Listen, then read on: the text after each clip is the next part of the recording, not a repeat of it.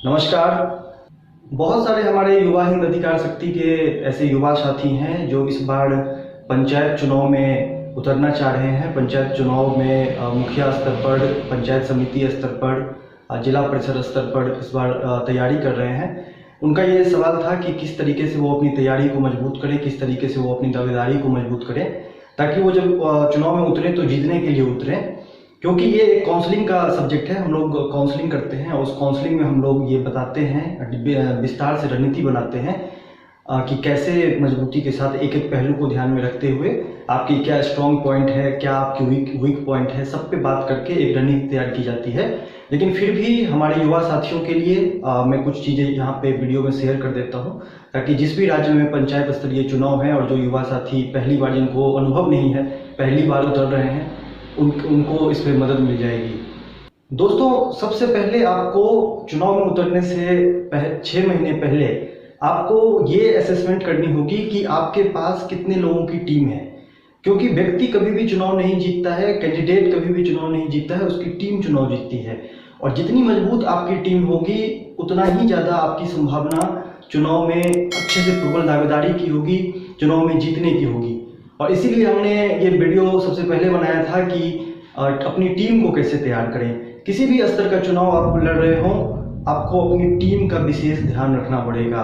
तो पहले आपको ये असेसमेंट करना होगा कि कितने लोगों की आपके पास टीम है और वो टीम कितनी सक्षम है, कितनी मजबूत टीम है।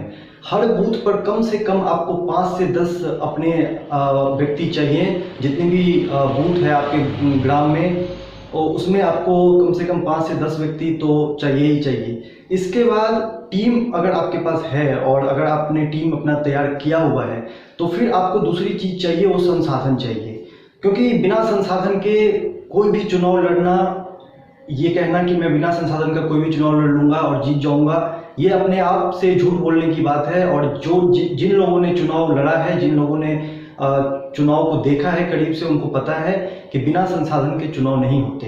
संसाधन या तो आपका अपना हो सकता है या संसाधन लोग आपको दे सकते हैं, लेकिन बिना संसाधन का चुनाव नहीं होता है। क्योंकि लोग बातें कह देते हैं कहने के लिए, लेकिन सच्चाई यह है कि मैं वही बातें आपको बताता हूँ जो मैं खुद एक्सपीरियंस करता हूँ। मैं खुद जो चीज़ों को देखता हूँ, मैं वही चीज़ें इस चैनल के माध्यम से आप लोगों के सामने रखता हूँ। क्योंकि मैं खुद ही युवा हूँ, खुद ही राजनीति में अपनी पार्टी बनाकर काम कर रहा हूँ। मैंने खुद इन चीज़ों को बहुत करीब से देखा हुआ है। मेरे दादाजी 22 साल मेरे पंचायत के मुखिया थे। इसके अलावा मेरे परिवार में कई लोगों ने पंचायत स्तरीय चुनाव को कंटेस्ट किया है। तो मैंने चीज़ों को करीब से देखा है और आज जब मैं अपनी पार्टी बनाकर काम कर रहा हूँ तो मैं इन चीज़ों को करीब से देखता हूँ। तो इस चैनल पे आपको वही चीज़ें मिलेंगी जो मैं खुद फेस कर रहा हूँ, जो खुद मैं अपनी राजनीतिक जीवन में मुझे देखने को मिल रही है, अनुभव करने को मिल रही है। तो आपके पास संसाधन होना जरूरी है। अब आप संसाधन में क्या क्या सबसे ज़्यादा जरूरी है, जैसे कि जो भी आपकी टीम के सदस्य होंगे जो आपके साथ काम करेंगे, उनके खाने की व्यवस्था, उनके रहने की व्यवस्था चलो उनके पास अपना घर भी होगा, लेकिन खाने की व्यवस्था तो कम से कम आपको करनी पड़ेगी। और उसके अलावा आपको पर्चे आपके लगेंगे, तो पर्चे छपवाने में पैसे लगते हैं। लाउड स्पीकर 2-3 गाड़ियाँ, रिक्शा आपकी, ऑटो आपकी घूमेंगी तो उसमें आप पैसा लगेंगे। आपका ऑडियो कैसेट, वीडियो कैसेट चलेगा, उसमें आपको पैसा लगेगा। इसके अलावा आपको कई सारी खर्चे होती हैं। आपको जब आप बूथ लेवल मैनेजमेंट करेंगे, ये सब विस्तार से, ये सब बातें आपको विस्तार से की जाएगी। जब आप बूथ लेवल टीम बनाएंगे अपनी, तो उनके कुछ खर्चे होते हैं, वो खर्चा आपको कहीं ना कहीं पे करना है, उसका खर्च आपको आएगा। तो खर्चे ओवरऑल आते हैं और बिना पैसे का चुनाव नहीं होता है। बिना पैसे का चुनाव जीतना मुश्किल है। क्योंकि अगर आप जिसके खिलाफ लड़ रहे हैं और वो इंसान अगर ज़्यादा पैसा खर्च कर रहा है, वो आपके मुकाबले कई ज़्यादा पैसा खर्च कर रहा है, तो उसकी संभावना जीतने की ज़्यादा हो जाती है, प्रबल हो जाती है। तो आपको, अगर आप जीतने के लिए चुनाव लड़ रहे हैं और हमेशा चुनाव जीतने के लिए ही लड़ें, तो जब भी आप चुनाव में उतरे उससे 6 महीना पहले आपकी टीम तैयार होनी चाहिए। आपके पास वो संसाधन होने चाहिए, कम से कम मिनिमम संसाधन, रिसोर्सेज आपके पास होने चाहिए, जिससे कि आप तैयार होकर मैदान में उतरने की बात सोचें। अब उसके बाद क्या करें? अगर मेरे पास टीम भी तैयार है और मेरे संसाधन भी हमारे पास है उतना कि मैं चुनाव लड़ सकता हूँ, तो इसके बाद जो चीज़ें हैं वो है कि आप मुद्दे देखें, क्या क्या मुद्दे हैं आपके गांव के जिसके आधार पर ये चुनाव हो रहा है। कहीं जाति का मुद्दा अगर है, कहीं पे हो सकता है कि विकास का मुद्दा हो, कहीं पे हो सकता है कोई मंदिर का मुद्दा हो, कहीं पे हो सकता है कोई मस्जिद का मुद्दा हो, कहीं पर हो सकता है कि धर्म का इशू चल रहा हो। तो आपको मुद्दे पहचानने पड़ेंगे और कौन सा मुद्दा आपके लिए काम करेगा, आप किस मुद्दे को लेकर आगे बढ़ेंगे तो लोगों में आपकी वो छवि बनेगी। तो वो चीज़ें आपको बड़ी जब रणनीति बनेगी आपके लिए तो वो चीज़ें तैयार की जाएंगी कि किस तरह के मुद्दे को लेकर आप आगे बढ़ेंगे। जो गांव में पहले से भी मुद्दा है, जिससे ज़्यादा लोग उससे अफेक्टेड हैं, जो ज़्यादा लोग प्रभावित हैं, और किस तरीके से आप उससे खुद को कनेक्ट करेंगे और वो आपकी रणनीति बनेगी। तो मुद्दे को आपको पहचानना जरूरी होगा और फिर उस मुद्दे के आधार पर आपका काम शुरू किया जाएगा।